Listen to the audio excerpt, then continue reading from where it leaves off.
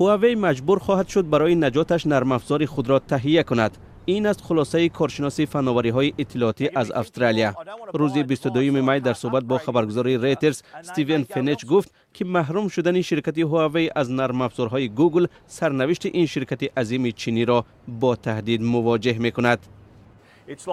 این مثل ماشینه می شود که شما آن را با مواد سوخت تامین کردن نمی توانید. برنامه ها و نرم افزارهای نو به آنها نخواهند رسید. یعنی اگر فردا گوگل نرم افزاری نوی را به معامله وارد کند، تلفن های هواوی از استفاده آن محروم خواهند شد.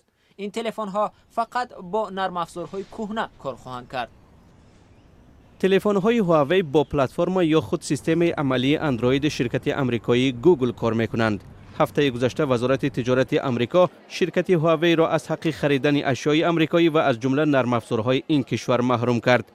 به قول کارشناس استرالیایی، تا حال عکس العمل شرکت های موبیلی و مشتریان تلفن های هواوی به این اقدام ایالات متحده واضح نیست.